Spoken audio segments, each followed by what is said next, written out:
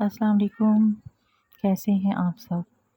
मैं अल्लाह ताला के यहाँ दुआ गो हूँ कि आप लोग अपनी फैमिलीज़ के साथ जहाँ-जहाँ भी रह रहे हैं, खुश-ओ-खुर्रम रहें, आबाद रहें, शाद रहें, हर तरह की मुसीबतों से महफूज़ रहें। तो मैं आज आपके लिए लाई हूँ बहुत ही अ, तालिब इल्मों का पसंदीदा और अच्छा नावल जन्नत के पत्ते। जन्नत के पत्ते का जो मरकज़ी ख़्याल है वो ये है कि ये कहानी 2 मरकज़ी किरदारों हया सुलेमान और जहाँ सिकंदर पर मबनी है। कहानी का एक रुख़ हिजाब के मौजू के गिर्द घूमता है और ये कि किस तरह कुरान मजीद की एक आयत हया की ज़िंदगी को हमेशा के लिए बदल देती है। एक जदीद लड़की हया का हिजाबी लड़की में तब्दील होना इस नावल का बुनियादी निचोड़ है। कहानी का दूसरा रुख़ एक जासूस आदमी जहाँ सिकंदर की ज़िंदगी और उसकी ड्यूटी के सख्त मुतालबात को पेश करता है कि और तीसरा ये जो मैंने पढ़ने के बाद महसूस किया है कि किस तरह आपके करीबी रिश्तेदार आपके साथ बज़ाहिरी तो बहुत अच्छा बिहेव करते हैं, अच्छा रवैया रखते हैं, लेकिन बातनी और अंदरूनी तौर पर वो किस तरह आपसे बदज़न होते हैं या किस तरह वो आपको काटने की कोशिश करते हैं या आपको ख़राब करने की कोशिश करते हैं। लेकिन जिन लोगों के साथ अल्लाह ताला होता है और जो अल्लाह ताला के करीब होते हैं और जो अपनी हर रज़ा में अल्लाह ताला की रज़ा को चाहते हैं, अल्लाह ताला उनको कभी गिरने नहीं देता। अल्लाह ताला उनको कभी रुसवा नहीं करता। तो इसलिए जन्नत के पत्ते यानी अल्लाह ताला की पसंदीदा जगह जन्नत के पत्ते। तो जो लोग जन्नत के पत्तों को थाम कर रखते हैं, वो कभी नहीं गिरते। आइए अब कहानी का आगाज़ करते हैं। लैपटॉप सामने तकिए पर रखा हुआ था। वो बेड पर कोहनियों के बल औंधी लेटी हुई थी। स्क्रीन की रोशनी इसके चेहरे को चमका रही थी। वो थोड़ी तले हथेली रखे दूसरे हाथ की एक उंगली लैपटॉप के टच पैड पर फेर रही थी। लंबे सीधे स्याह बाल साइड पर पड़े थे। इसकी आंखें भी वैसी ही थी, स्याह बड़ी बड़ी आंखें और चांदनी जैसी चमक थी और चेहरा मलाई का बना लगता था, सफ़ेद साफ और चिकना सा। वो इसी मगन अंदाज में स्क्रीन पर नज़रें मरकूज़ के टच पैड पर उंगली फेर रही थी। एक क्लिक के बाद कोई सफ़ा खुला तो इसकी मुतहर्रिक उंगली रुक गई। स्क्रीन पर जमी आंखों में ज़रा तफक्कुर उभरा और फिर बेचैनी उसने जल्दी जल्दी 2-3 बटन दबाए। लोडिंग। अगले सफ़े के लोड होने के इंतज़ार करते हुए इसी मुस्तरब अंदाज में उसने उंगली से चेहरे की दाएं तरफ से फिसलती लटें पीछे की। चंद सेकंड में सफ़ा लोड हो गया। वो बेचैन होकर स्क्रीन के करीब लाई तो इसके बालों की चंद लटें फिसलकर फिर चेहरे के सामने आ गईं। जैसे जैसे वो पढ़ती गई इसकी आंखें हैरत से फैलती गईं। लब ज़रा से खुल गए और पूरा वजूद बेचैनी में डूब गया। सारे लम्हे लगे थे इसको खुद को यकीन दिलाने में जो वो पढ़ रही थी बिल्कुल सच है। और जैसे ही इसके ज़हन ने यकीन की धरती को छुआ वो एक झटके से उठ बैठी। इसका फ़ोन साइड टेबल पर रखा था। उसने हाथ बढ़ाकर सेल उठाया और जल्दी जल्दी कोई नंबर डायल किया। रात की मुक़द्दस खामोशी में बटनों की आवाज़ ने ज़रा इर्तियाश पैदा किया। उसने फ़ोन कौन सी लगाया। दूसरी तरफ बेल जा रही थी। हेलो ज़ारा। शायद राब्ता मिल गया था। तब ही वो बेहद खुशी से शोखी से चहकी। कैसी हो? सो तो नहीं गई थी? दूसरी तरफ इसकी दोस्त कुछ कह रही थी। वो लम्हे भर को सुनने के लिए रुकी और फिर हंस पड़ी। सारी बातें छोड़ो, मेरे पास जो खबर है वो सुनो। उसने आदतन अपने बालों की लट को उंगली पर लपेटते हुए कहा। तुम यकीन नहीं करोगी, मैं जानती हूँ। अरे नहीं यार, दिलावर भाई की शादी के बारे में नहीं है। दूसरी तरफ सारा ने कुछ कहा तो उसने फ़ौरन तरदीद की। बल्कि तुम ऐसा करो, गैस करो मैं तुम्हें क्या बताने वाली हूँ। उसने एक हाथ से लैपटॉप साइड पर किया और तकिया निकाल कर बैकग्राउंड से टेक लगा कर कहा। फिर उसने टेक लगा कर पाँव सीधे कर लिए। साथ साथ वो ज़ारा के अंदाज़ों की तरदीद भी किए जा रही थी। नहीं, बिल्कुल नहीं, ऐसा तो बिल्कुल भी नहीं। अरे मेरी शादी भी नहीं हो रही। जी नहीं, इरम की भी नहीं हो रही। सीरियसली, ज़रा तुम्हारी सोच बस यहीं तक है। अब कान खोल कर सुन लो तुम। तो आर्मर दिवस एक्सचेंज प्रोग्राम याद है जिसके लिए हमने अप्लाई किया था? कैन यू बिलीव इट सारा? यूरोपियन यूनियन ने मुझे स्कॉलरशिप के लिए सिलेक्ट किया है। दूसरी जानिब ज़ारा इतनी ज़ोर से चीखी कि मोबाइल का स्पीकर बंद होने के बावजूद भी इसकी चीख पूरे कमरे में गूंजी थी। बिल्कुल सच कह रही हूँ ज़ारा, अभी 15 मिनट्स पहले मुझे यूनिवर्सिटी की मेल मिली है। और साथ ही लैपटॉप का रुख अपनी तरफ मोड़कर दोबारा गौर से स्क्रीन को देखा, जहाँ 15 मिनट पहले ही सिलेक्शन मेल आई है। तुम भी फ़ौरन चेक करो, तुमने भी अप्लाई किया था, तुम्हें भी मेल आई होगी। वो फ़ोन एक हाथ में पकड़कर दूसरे हाथ से लैपटॉप ऑफ कर रही थी। लैपटॉप की स्क्रीन पर अंधेरा हुआ था। उसने हाथ बढ़ाकर स्क्रीन को बंद किया और साइड टेबल पर रख दिया। मैंने इस बांची को नेट पर देखा है, बहुत ही खूबसूरत यूनिवर्सिटी है, मगर वो थोड़ी देर को खामोश हो गई। दूसरी तरफ से इस तबसार पर वो फिर से बोली थी, बस एक छोटा सा मसला है, हम अपनी फैमिलीज़ को इसके बारे में नहीं बताएंगे। धीमी आवाज़ में बोलते हुए उसने बंद दरवाजे को देखा। दरअसल सांची में लड़कियों के लिए हेडस्कार्फ पर पाबंदी है। इधर सर ढाँपना मना है। घर वालों को बताकर मुतफक्किर करने के बजाय इस बात को गोल कर जाना। वैसे भी हम दोनों ही स्कार्फ नहीं लेती। इस पल खिड़की के बाहर कुछ खड़का हुआ था। वो चौंक कर देखने लगी। कदादम खिड़कियों के आगे भारी पर्दे गिरे हुए थे, अलबत्ता पीछे जालियां खुली हुई थी। शायद इसका वहम था। वो सर झटक कर फ़ोन की तरफ मुतवज्जा हो गई। अब्बा ने मुझे कभी स्कार्फ लेने या सर ढकने पर मजबूर नहीं किया। और हाँ, इरम घर के बाहर स्कार्फ लेती है। इसकी अब्बू ताया फुरकान कुछ सख्त है ना। फिर वो बेड से टेक लगाते हुए नीम दराज होकर बताने लगी, परमिशन का तो कोई मसला नहीं है। अब्बा स्पेन जाने की इजाज़त ना देते, मगर तुर्की में सबीन पुप्पो रहती हैं तो वो मान गए थे।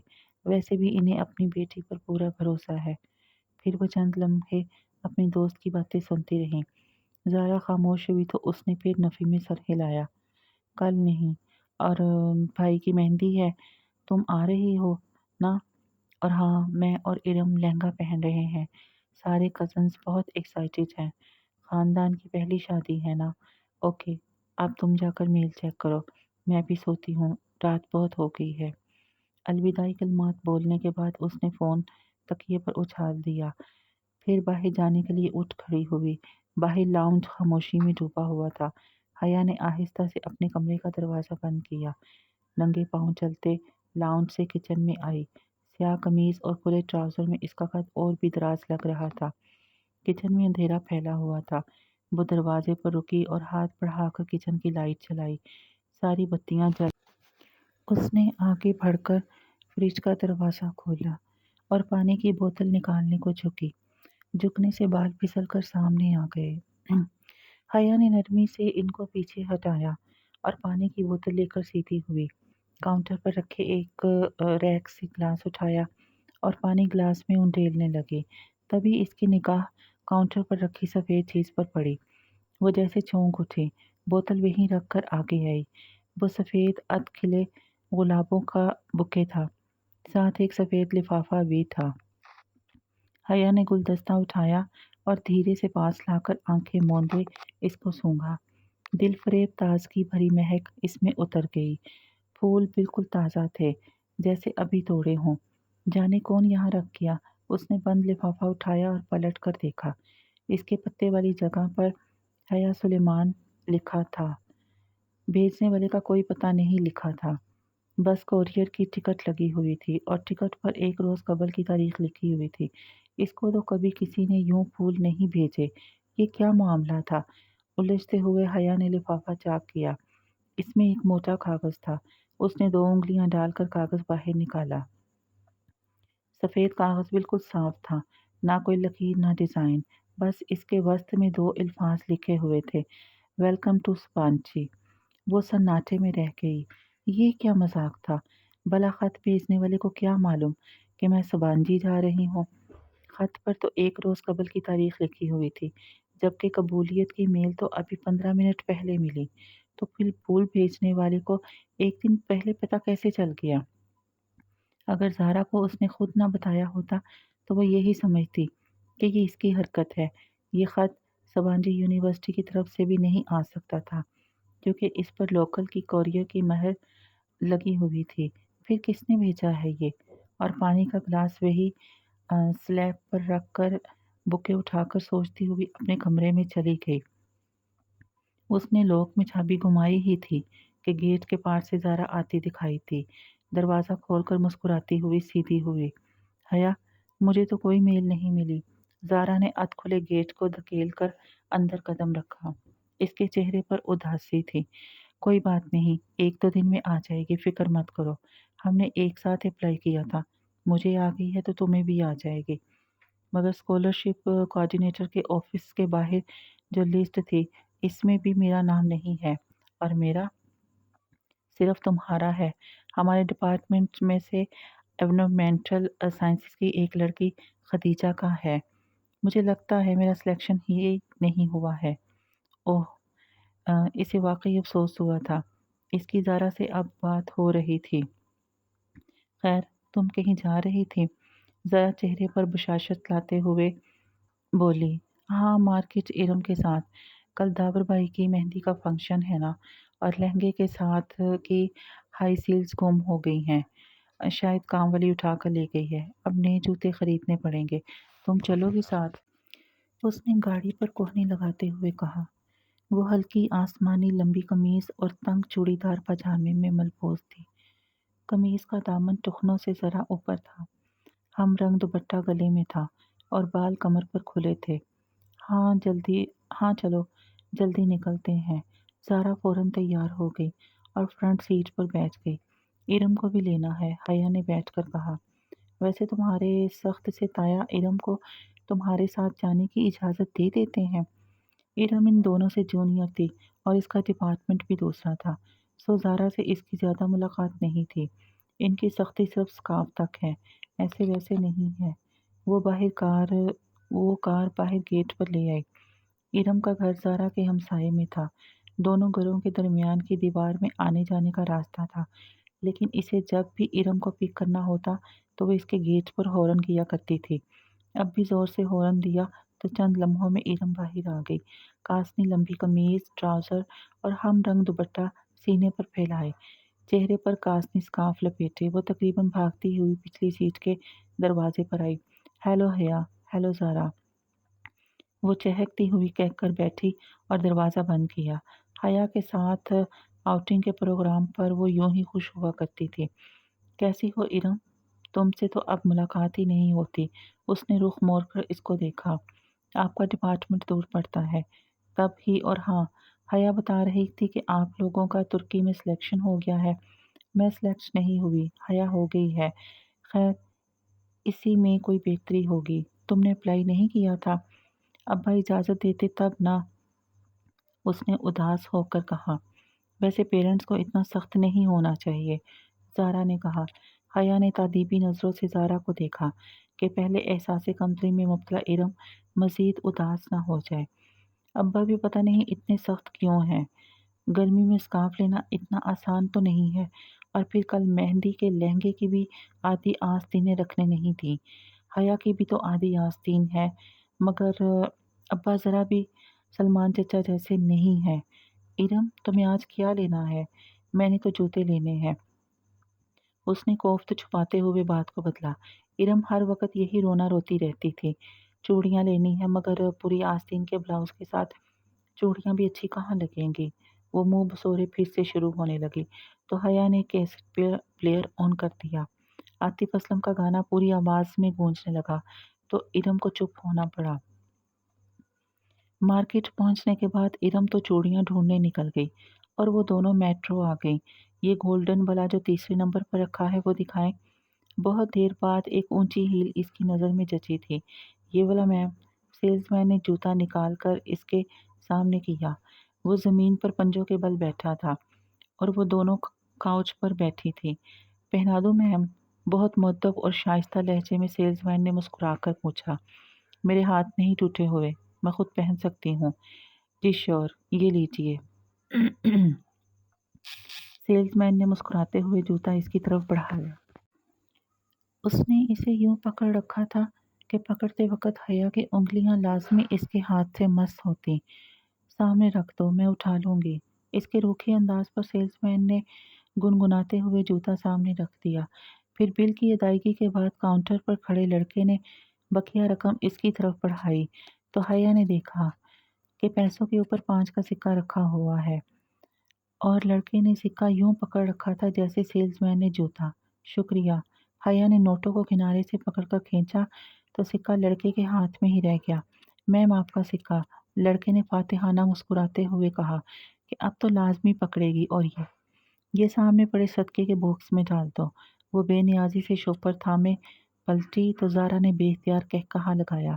इस लड़के की शक्ल देखने वाली थी हया।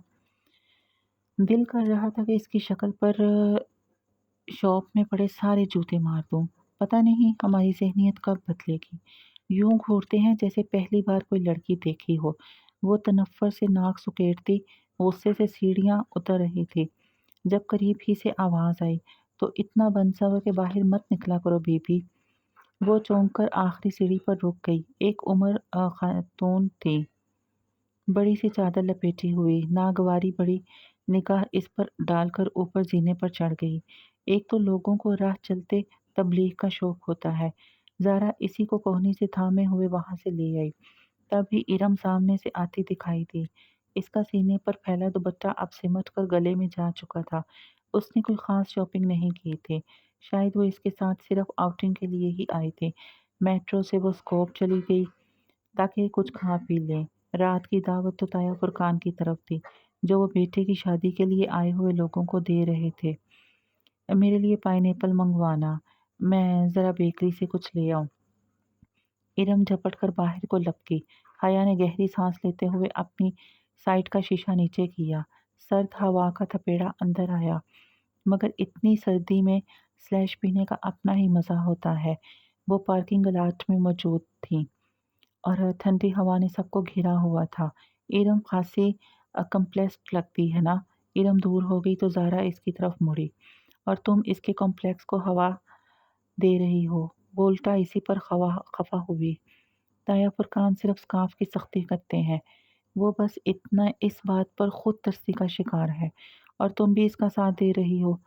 मैंने कहा कि बेचारी नहीं है वो बेचारी अब। इसको भी यही समझाता है कि खामा के खुद तरसी से निकल आए। वेटर हाथ में कार्ड पकड़े हया की तरफ आ चुका था।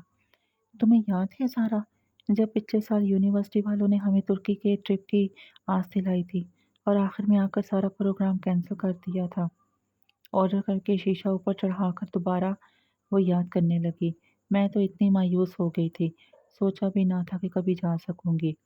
इसकी आवाज़ में इस झरने की खुशी दर आई थी। ज़ारा और वो एलएलबी के 5वें साल में थे।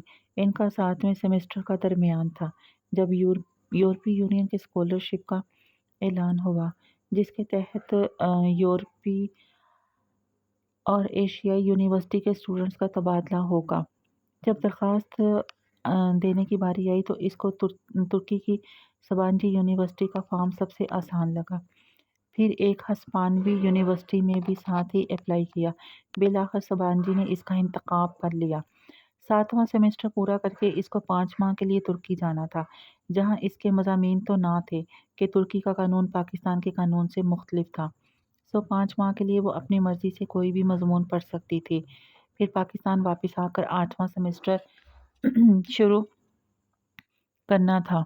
कितना मज़ा आए हया, कोई रोमांटिक सा हैंडसम सा हम सफ़र तुम्हें मिल जाए तो तुम्हारा सफ़र कितना खूबसूरत हो जाए। हम सफ़र कोई नहीं मिलने वाला पाकिस्तान से।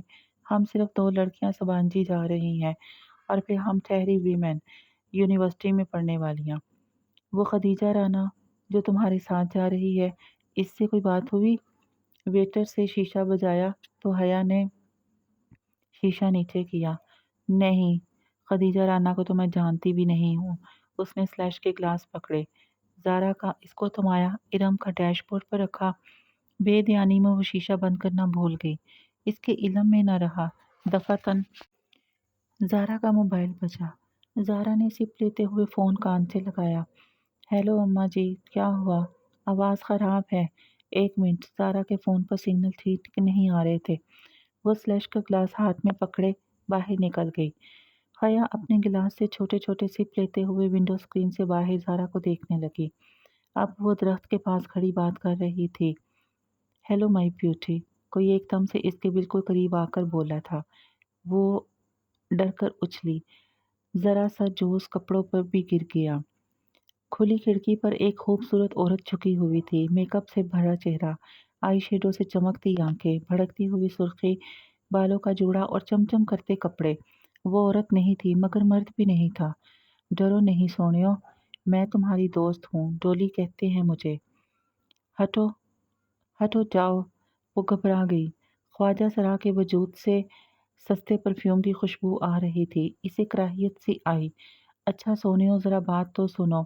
उसने अपना चेहरा और झुकाया। इससे पहले कि वो आगे बढ़ता, हया ने स्लैश का भरा ग्लास इसके मुंह पर उलट दिया।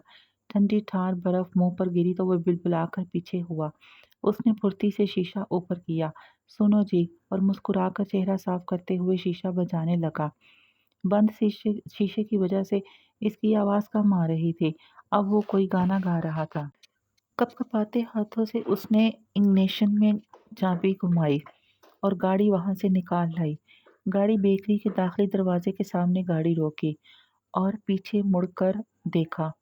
दो दरख्तों के पास डोली नामी ख्वाजा सरा अभी तक वहीं खड़ा था। वो इसके पीछे नहीं आया था। अब वो गा भी नहीं रहा था, बस खामोश गहरी नजरों से इसे देख रहा था। इसे बेइख्तियार झुरझुरी सी आई। कहाँ रह गई हैं दोनों? उसने झुंझला कर हॉर्न पर हाथ रख दिया और फिर गर्दन मोड़कर देखा। वो अभी तक इसी को देख रहा था। इरम और ज़ारा को ड्रॉप करके वो अपने कमरे में आई। डिनर का वक्त होने वाला था। उसने कपड़े भी डिनर की मुनासबत से पहने थे, मगर जोश छलकने की वजह से ज़रा दाग पड़ गया था। उसने जल्दी से इतना दुपट्टा धोकर इस्त्री किया। इसे रह रहकर ख्वाजा सरा याद आ रहा था। इस बिरादरी के लोग अक्सर आकर पैसे मांगते थे, मगर ऐसी हरकत तो कभी किसी ने नहीं की। इस ख्वाजा सरा की निगाहें और अंदाज इसको फिर से झुरझुरी आ गई। फिर जब वो अपनी तैयारी से मुतमिन होकर बाहर आई तो दरवाजे के बाहर पाँव किसी चीज़ से टकराया। वो चौंक गई। दरवाजे के साथ फर्श पर वो सफ़ेद हथ खिले गुलाबों का बुके पड़ा था। साथ में एक बंद लिफाफा भी था। वो दोनों चीज़ें उठाकर सीधी हुई। लिफाफा खोला, जिस पर हया सलमान लिखा हुआ था। अंदर वही सफ़ेद बेसतर चौकोर कागज़ था। इसके वस्त में उर्दू में लिखा था, उम्मीद करता हूँ आपका आज का डिनर अच्छा गुजरेगा। उसने लिफाफा पलट कर देखा। इस पर और कुछ नहीं लिखा था, बस लिफाफे पर गुज़िश्ता रोज़ की मोहर लगी हुई थी। ये कौन था और क्यों इसे फूल भेज रहा था? वो खत और बुके कमरे में रखकर नए सिरे से मामले से उलझती बाहर आ गई। ताया फुरकान के घर खूब चहल पहल थी। सब कज़न्स लाउंज में बैठे थे। एक तरफ ख़वातीन खुशगपियों में मसरूफ़ थी, मर्द हज़रात यकीनन ड्राइंग रूम में थे। इसके ख़ानदान में कज़न्स की बेतकल्लुफ़ी को बुरी नज़र से नहीं देखा जाता था। ताया फुरकान तमाम बहन भाइयों में बहुत सख्त थे और इनकी सख्ती सिर्फ इरम के स्कार्फ लेने और घर से बाहर लड़कों से बात करने तक थी। इरम और बाकी कज़न्स भी घर के कज़न्स के अलावा लड़कों से बात नहीं करते थे।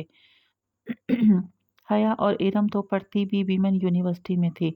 हाँ, दूसरे चचा और ख़ुद सलमान साहब अपने बच्चों की शादियाँ मिक्स गैदरिंग में करेंगे। इनका ख़ानदान ज़्यादा बड़ा नहीं था। वो लोग 3 भाई और 1 बहन थे। ताया फुरकान सबसे बड़े थे। दाऊद, फ़र्रुख, इरम और समी इनके बच्चे थे। फ़र्रुख मेडिकल कर चुका था और आजकल पॉली क्लिनिक में हाउस जॉब कर रहा था और हया से 3 साल बड़ा था। और समी फ़र्रुख से साल भर छोटा था और एमबीए करके जॉब कर रहा था।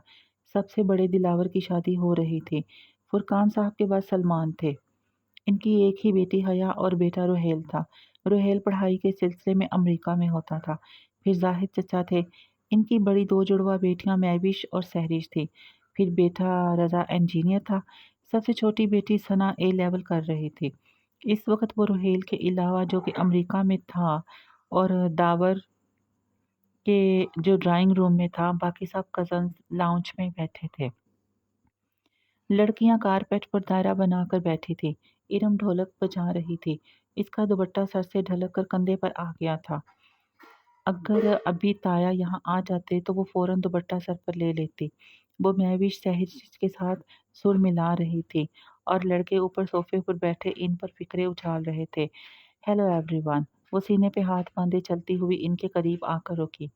सबकी नजरें इस पर रुकीं। सफेद चेहरे के इर्द गिर्द काले बाल और काजल से लबरेज आंखें। वो थी ही इतनी हसीन कि हर उठी निगाह में सताइश उभर आती। हया कैसी हो? आओ इन लड़कों को हराते हैं। बैठो ना। बहुत सी आवाजें इससे टकराई। उसने कंधे उचकाए और कहा, पहले मैं साइमा ताई की किचन में मदद करूंगी। उसने इरम की अम्मी का नाम लिया था, जिन्होंने इसको आता देखकर फौरन किचन का रुख किया था। साइमा ताई ने यकीनन इसको नहीं देखा था, वरना फौरन बुलवा लेती। इरम से ज्यादा समझदार तो बकौल इनके हया थी। साइमा ताई के पीछे जाहिदा चचा की बेगम आबदा चची भी किचन में चली गई। अब सोफे पर हया की अम्मी फातिमा बेगम अकेली बैठी थी। अम्मा, मैं जरा ताई की मदद करवा दूं। इनको अपनी तरफ देखता पाकर उसने कहा, तो उन्होंने इत्मीनान से सर हिला दिया। वो मुतमिन सी आगे बढ़ गई। वो राहदारी से गुजरकर किचन के दरवाजे की तरफ बढ़ी।